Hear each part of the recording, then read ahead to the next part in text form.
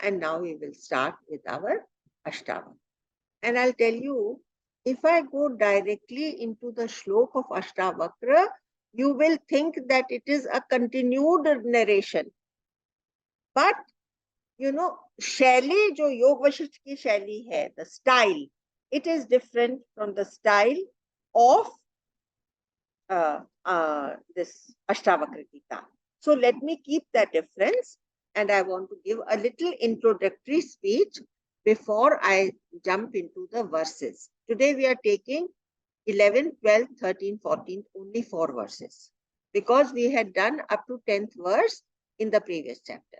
And this is chapter 3 of Ashtavakra. But before starting on that, I want to give you a little bit of introduction. तो देखिए, हमने second chapter में सुना था कि कि जनक को कितनी बड़ी अनुभूति हो गई थी. From where to where he had begun to feel. He had dissolved his personhood after hearing the 20 verses of Ashtavakra Gita of chapter 1. Now in the third chapter, it is known as Ashtavakra Gita. Why? Because, you know, he is on such subtle realms that whatever he speaks is so beautiful, it cannot but be called a Gan. And Gan say Gita. So it is so beautiful. गान क्योंकि यह highest principal इतना खूबसूरत है कि यदि आप pros या गद्य में कहेंगे तो भी वह इतना मीठा होगा कि उसे गाना ही कहा जाएगा, जैसे सूफीज की कविता ही कही जाएगी. एक मधुर संवाद है, बहुत ही मिठास से भरा हुआ. It is a dialogue between Raja Janak and Ashtavakra Gita. आज से 300-400 साल पहले एक पोएट हुआ था जो संस्कृत में लिखता था, इसलिए लैंग्वेज की ब्यूटी तो थी ही, और उसका सब्जेक्ट था, what was the name of the book? Advaita Makarand. And what is the meaning of that? The nectar of non duality. The nectar लिख लीजिए, the nectar of non-duality. It is called Advait Makarand. और इस poet का नाम था लक्ष्मीधरा. अब आप देखिए अष्टावक्र और जनक के अनुभव. हमारी भी ललक होनी चाहिए कि हम भी उसी स्तर पर पहुंच जाएं जो हमारे ऋषि मुनियों के अनुभव थे, जो अष्टावक्र का और जनक का अनुभव है. यह ही हमारी तीर्थ यात्रा है. जनक के इतने चरम स्थिति के उद्गार सुनने के बाद भी क्यों अष्टावक्र सांसारिक माया के प्रति बार बार सचेत कर रहे हैं जनक को. लगा था ना हम लोग को, तीसरा अध्याय का फर्स्ट सेकंड थर्ड वर्स पढ़ करके हमको लगा. देखिए मैं आपको पढ़ के सुनाती हूँ. थर्ड अध्याय का जहां से अष्टावक्र जी ने कहना शुरू करा, आत्म तत्वतः जानकर तुझ तत्व ज्ञानी धीर को व्यापार क्यों कर खींचता, मन पूछता क्यों हीर को. तो कहा जनक ने छोड़ा था कि आश्चर्य है, आश्चर्य है, आई एम वंडरस्ट्रक, आई एम तो completely dissolved, I am that ocean in which the लहर एक कॉस्मोस की तरह से उठ रही है ना, इस तरह की बात कर रहा है. फिर अष्टावक्र क्यों नीचे गिर करके ये पूछ रहे हैं कि तुझे क्यों अभी भी संसार भास रहा है? Why this trader in you is still lifting its head up? ये सब क्यों कह रहे हैं?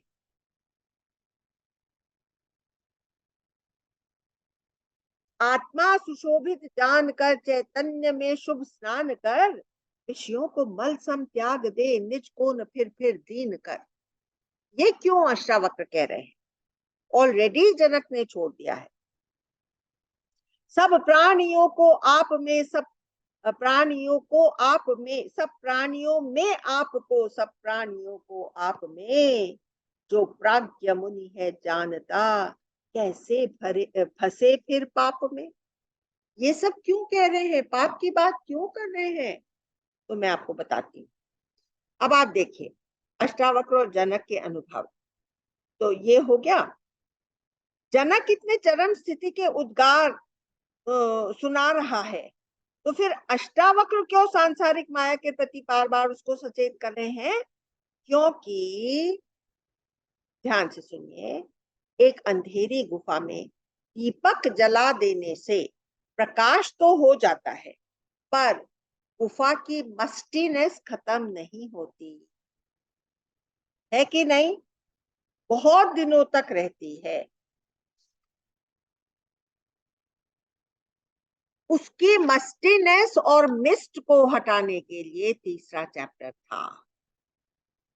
देखिए, आप जान गए हैं कि आपकी डेथ नहीं होती, बॉडी मरती है, पर जो मौत का डर है आपके अंदर, वो कई कई दिनों तक बना रहता है। ये 84 लाख योनियों के थ्रू गुजरने से संस्कार बन गया है, जो चिपटा रहता है।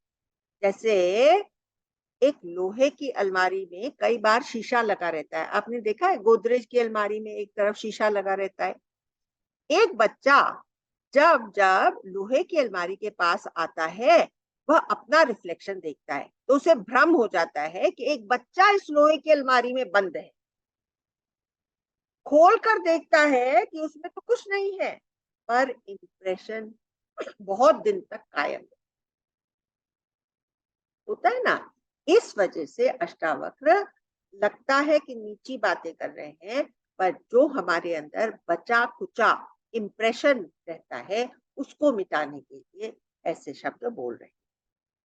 अब देखिए, एक चिड़िया है, आपने कई बार चिड़िया को कमरे में आते हुए देखा होगा। अगर आपके कमरे में एक मिरर होता है, तो चिड़िया को आपने देखा होगा कि चिड़िया आती है, अपना रिफ्लेक्शन देखती है और मिरर के ऊपर ही चोट करती है। इतना चोट करती है, इतना चोट करती है, खुद घायल हो जाती है। अब वो तो चिड़िया ही जाने कि उससे मिलने के लिए वो उसके पास आ रही है या शत्रुता के भाव से आ रही है। We can't say, because under both circumstances its action would seem to be the same. But that is a bird, it has bird's brain. We are humans, we have to rise above the illusion, accept the my own expandedness, and feel the bondages breaking. The bonds which are surrounding me, they will drop if I have really understood what this Ashtavakra is teaching us. तो हमारे पास बुद्धि है और हम इसी जन्म में मौत के डर से मुक्त हो सकते हैं और अपनी लिमिटलेसनेस को भी अपना एक्सपीरियंस बना सकते हैं, और तब हमारे पास अद्वैत का मकरंद होगा। The nectar of non-duality will be felt within us. अद्वैत का मकरंद, अच्छे शब्द है ना, अच्छे लगे कि नहीं? तो अब हम लोग आ जाते हैं 11वें श्लोक पर। तो 11वें श्लोक में जनक ने अष्टावक्र कह रहे हैं, सब विश्व माया मात्र है, ऐसा जिसे विश्वास है, सो मृत्यु सम्मुख देख कर लाता न मन में त्रास। तो देखिए, जिसने अपना सेल्फ रियलाइज कर लिया है, उसने अपने इस जीवन में जो शरीर धारण करने का फायदा है वो हासिल कर लिया। Whatever was the goal, whatever should have been my goal. Yes, Shalini, you want to say something? Whatever should have been my goal after having got this human body, I have achieved, I have attained that. So I will read the next two shloks and give a story of Buddha Bhagwan.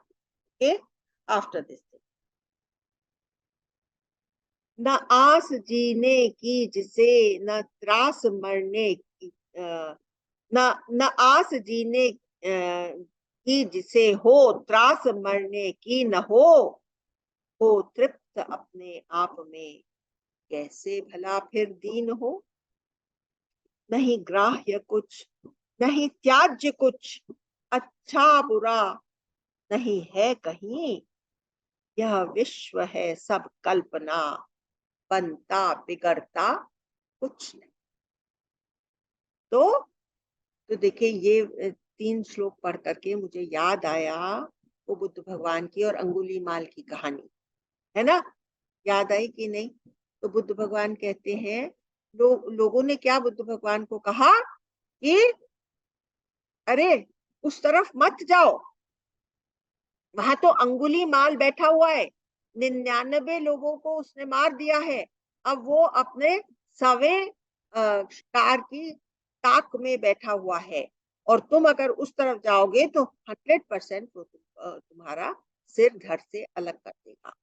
तो बुद्ध भगवान तो डरे ही नहीं। उन्होंने क्या सोचा, उनके मन में क्या आया, जैसे गुरुदेव को आता है ना प्रिजनर्स के लिए, जितने टेररिस्ट हैं प्रिजनर्स हैं उनके ऊपर गुरुदेव कितना काम कर रहे हैं। तो उनके दिल में क्या आया, no this person needs me, he is the right person, if I can be of use to him, nothing like it. तो फिर वो तो आगे बढ़ गए। तो उन्होंने क्या कहा, एकदम से वो बोला अष्टावक्र, वो बोला अंगुलीमाल कि अच्छा तो तुम क्यों आए हो, अपने सिर को कटाने के लिए आए हो क्या?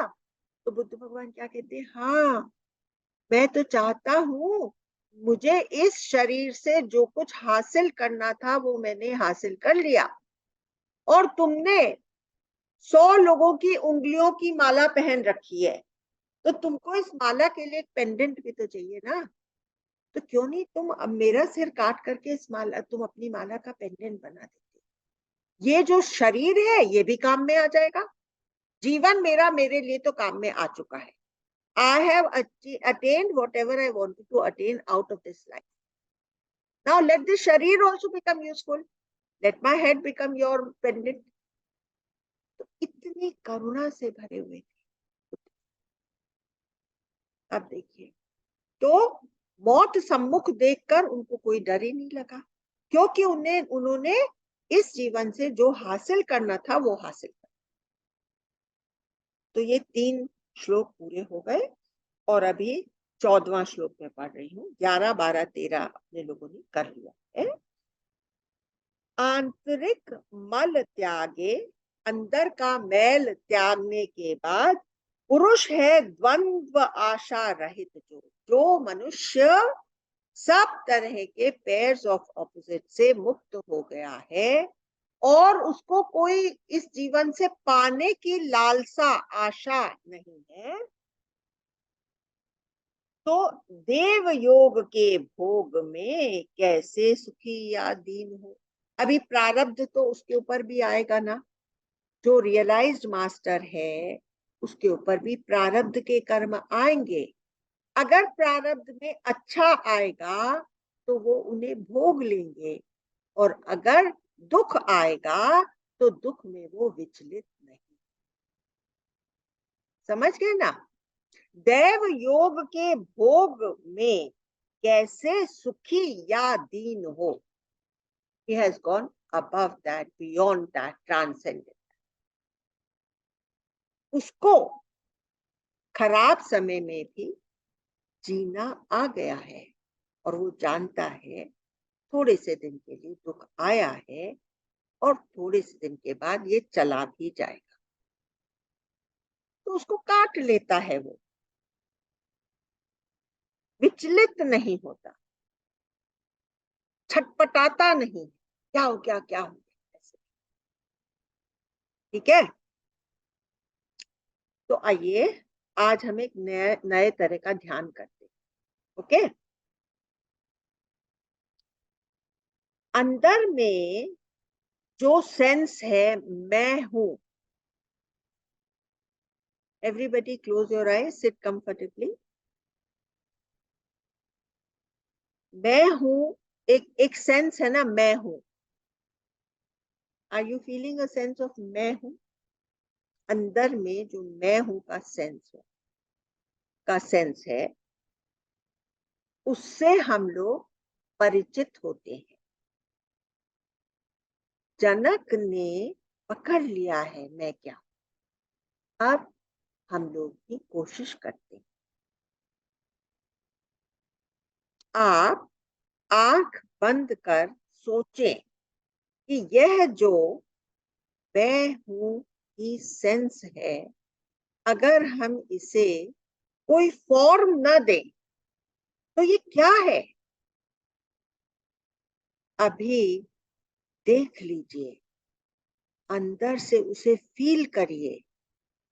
जिस एहसास के कारण आपको मालूम पड़ता है कि आप हैं। What is that feeling within which is making you aware? I am. इसके साथ आप बार बार बैठिए, जब भी आपके पास थोड़ा सा टाइम हो। Get within yourself and ask, from where is this arising? आप खुद ही जान लेंगे कि इसे जानने के लिए आपको किसी इमेज की जरूरत ही नहीं है। यह जो मैं हूं, यह वह लाइफ फोर्स है, वह चैतन्यता है जिससे मैं एग्जिस्ट करता हूं। एक बच्चे में पहला एहसास अपने होने का, यह जो आप फील कर रहे हैं, यह आपके अंदर कोई बातचीत नहीं हो रही है, कोई कॉन्वर्सेशन किसी के साथ नहीं हो रही है। आप अपने आप में मैं हूं फील कर रहे हैं। जैसे आप अपने हृदय की धड़कन फील करते हैं। ये मैं हूं की फीलिंग कोई नई नहीं। आपने अपने हृदय की धड़कन बहुत बार फील करी है। आपने अपनी पल्स, आपने अपना प्रेशर, ब्लड प्रेशर बहुत बार फील करा है। वो जितना नेचुरल है, वैसे ही आपके अंदर का मैं हूं का एहसास नेचुरल है। आई एम मतलब टू बी। मैं हूं, क्या हूं? मैं अवेयरनेस हूं, कॉन्शियसनेस हूं। यह इंसान की पहली समझ है। क्या समझ है? कि मुझे समझ में आ रहा है। क्या क्या समझ में आ रहा है? कि मैं हूं। That is why I am first consciousness and than anything else. Therefore, I am that consciousness. This is the basic principle of the entire creation. It is my basic principle also. The basic principle on which all life is founded.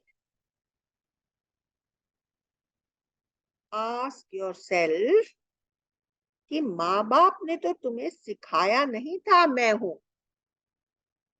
यह एक अंदरूनी समझ लेकर तुम पैदा हुए थे। जैसे किसी ने तुम्हें नहीं सिखाया था कि मैं तुम्हारा नाम है, नाम तो तुमको कुछ और दिया है। हर एक को अपना अपना नाम मिला हुआ है। फिर ये मैं का एहसास कहां से आया? यह उसी है पने की गूंज है, एग्जिस्टेंशियल एको। यह क्रिएशन का बेसिक प्रिंसिपल है। इसको समझने के लिए जोर जबरदस्ती की जरूरत नहीं है, क्योंकि हम वह ऑलरेडी हैं, नेचुरली हैं। क्या इसकी पहचान कोई और चीज को पॉइंट करके दे सकते हैं? अगर तुम इसको समझने के लिए मन का सहारा लोगे तो वो इमेजिनेशन में ले जाकर तुम्हें नचा देगा और तुमसे दूर ले जाएगा। अगर हम आराम से बैठकर मन के करतब देखते हुए उस स्पेस या प्रेजेंस पर ध्यान ले जाएंगे जहां से मन ऑपरेट करता है, तो उसे जान पाएंगे। एक तरह का सेल्फ वेरिफिकेशन हो जाएगा। यह आपका फंडामेंटल बेस है। मन का जितना ट्रैफिक, थॉट परेड, जो कुछ आता जाता है, वह इस कॉन्शियसनेस के स्क्रीन पर घटता है। इस स्क्रीन पर कुछ भी चिपट नहीं सकता। ये टेफ्लॉन है। तो आप कहते हैं कि भाई मेमोरी की फैकल्टी है ना, वो चिपटा देती है। नहीं, मेमोरी भी हमेशा नहीं बनी रहती। लगता है कि रुक गया कुछ मेमोरी की वजह से, लेकिन मेमोरी कहाँ परमानेंट है। पास्ट का हम कितना जल्दी भूल जाते हैं ना। तो मेमोरी भी हमेशा के लिए नहीं रहती। जो कुछ भी मन देखता या दिखाता है, वह इसी कॉन्शियसनेस के स्क्रीन पर एनैक्ट हो रहा है। अब एक और तरह से समझिए, यह प्रेजेंस मेरे भीतर एक प्रकाश का पुंज है। This was my insight in these last 10 days. This was my insight. यह एक प्रकाश का पुंज है। देखिए, अपने अंदर मिलियंस ऑफ सेल्स हैं। सब कुछ हद तक चैतन्य है। सब कुछ हद तक चैतन्य है। देखिए, हमारे मिलियंस ऑफ सेल्स के अंदर एक एक अंडरस्टैंडिंग है, एक लाइफ है। हर सेल को मालूम है कि उसको कहाँ पैदा होना है, कहाँ उसका ग्रेवयार्ड है। वो खुद अपने आप को मैरो, हॉलो बोन्स के मैरो के अंदर जाकर के डिपॉजिट करता है। उसके अंदर ये चैतन्यता है। जितने सेल्स हैं वो एक स्पार्क ऑफ लाइफ है। तो your whole body is made of hundreds of sparkling cells. So you are sparkle, you are luminosity, you are, तुम एक प्रकाश के पुंज हो। When you are walking, think that this glow is walking, the glow is lying down, the glow is sitting. Every cell in your body has got that divine spark, because of which it can catch that sentience of the Brahma. You are that divinity. You are जो नवग्रह, जो ये देवी की पूजा हम लोग ने 9 दिन तक करी, उसका हर एस्पेक्ट आपके अंदर है। समझे कि नहीं? ब्रह्म की चैतन्यता को, लाइफ को पकड़ लेता है। तो जब इतने लाइट के पॉइंट्स एक साथ चमकते हैं, तो एक प्रकाश का पुंज वहां प्रेजेंट हो जाता है। आप पहले वह प्रकाश के पुंज हैं और बाद में यह जड़ शरीर है। इसलिए जब आप एक जगह से दूसरी जगह जा रहे हैं, तो एक प्रकाश का पुंज चल रहा है। प्रकाश का पुंज उठ रहा है, बैठ रहा है। शरीर तो आप हैं ही नहीं, एक दिव्य चेतनता है। इसलिए आपका हर आचरण डिवाइन होना चाहिए। आपके अंदर कृष्ण की यूनिवर्सैलिटी हो, राम की आत्मीयता हो और गुरुदेव का प्रेम आपके अंदर से प्रकट हो।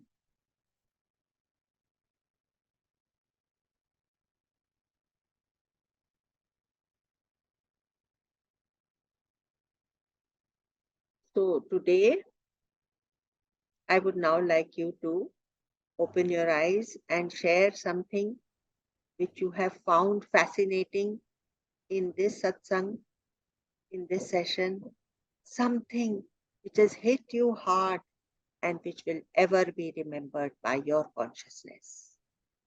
Mosi ji, I want to know Makaran. What was the first word? The name Makaran Advait Makarand, was really very nice. the nectar of non-duality. I just note it down. Advait Makaran. Advait Makarand. This was written by Lakshmi Dhara, a great Sanskrit poet who has written this thing 300, 400 years ago, and today also it is so potent for us to hear this kind of Brahmagyan. The name is only so enticing, Advait Makaran. The name is very enticing. Yes. Yes, Shalini, would you like to say something, share something? This concept of Ashtavakra repeating in spite of him accepting, that applies to us so much. Yes. That we have to keep reading, keep being in satsang groups, keep reminding ourselves all the time. It's very, very lovely, that concept. Yes, absolutely. Good. Thank you.